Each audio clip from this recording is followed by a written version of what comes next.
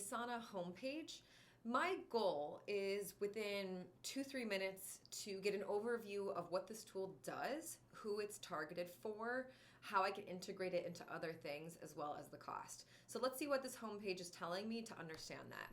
So first of all, I want to understand who this audience is for. It's great off the bat that you can watch a video about it. I'm just going to skip over that because you can do that on your own. First and foremost, stay organized and connected to project management. So immediately I'm seeing, all right, this is going to be great for project managers, product managers, people that have to organize processes for potentially large teams. Loving these checkboxes here. I'm thinking there's comments available. You can have reactions. There's subtasks, which is always good when you have the ability to do a high-level task and subtasks. You have assignees, dates, and then color coding. Love a color coding. If we scroll down here, this is cool too. I love these animations. You can do timelines as well. So you can write a task and then it can shift into different timelines. Or you could also do a board view. I love board views, especially if you're doing more visual projects so that you can have these images at the forefront of those tasks. So all in all, cool that you can not only make those high-level tasks, subtasks, but you can also change the view of them. That's very neat. Okay, process management. What else can it do? Automate. Love a good automation. When it comes to automations, I'm trying to see, will a developer or a technologist need to be involved in creating these automations? Most of the time, I want to get a tool where you don't need a technologist to have to maintain processes, because it's not empowering to team members who aren't, developers. And ultimately, you want to have people use the tool, so you want to have as many folks that can change things, tweak things, amend things, add to things. Overall, when I'm looking at rules, it seems pretty straightforward. So you can have different triggers and actions. All of this is a really easy user interface that you can do super simply. Love that you can have forms. Forms are cool because it's an easy way to collect and centralize data. So if you have a process where you need to have feedback, this could be really helpful. Love a good template. Also, approvals are really great. Nice to have those checks and balances. So overall, love this functionality. Love the ability to be able to automate different processes. Definitely for more project managers, product managers, team managers. Ooh, yes. So integrations is a big thing for me, as I talked about in the introduction of this video.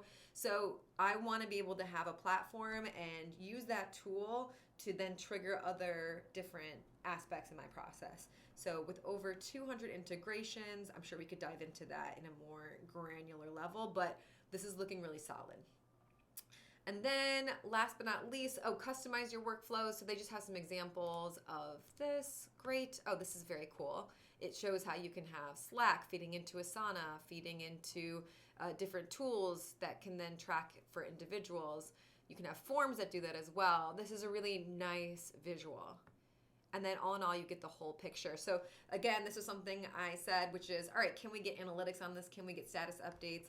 Love that you can not only see what's on track, all of these granular labels, but you can also highlight what's at risk and what is off track. This is pretty much doing a lot of the heavy lifting if you're tracking different teams' progress. And then, of course, some case studies here, which is great. I would rate this homepage as a 10 out of 10. I think it's absolutely fantastic. But the last thing I need to double check as far as my let's just see what's going on with this tool is the pricing.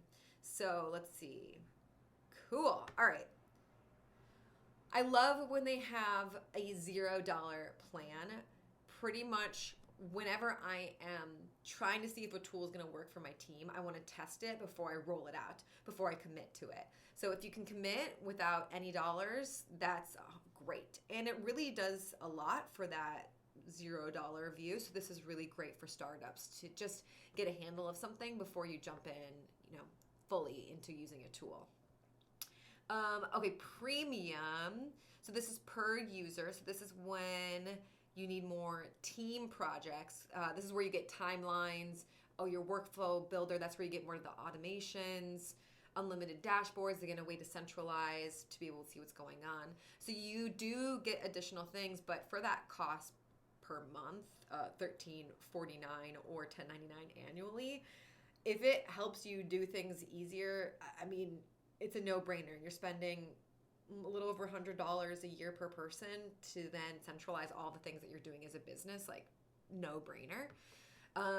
Oh, they even have like the fancy business track. I see they've got goals. This is like the really, really robust. I think this is where you also get the approval setting. So if that's something that you really need, then you can do that. But the cost does go up pretty high. I mean, $30 billed monthly, $25 a year.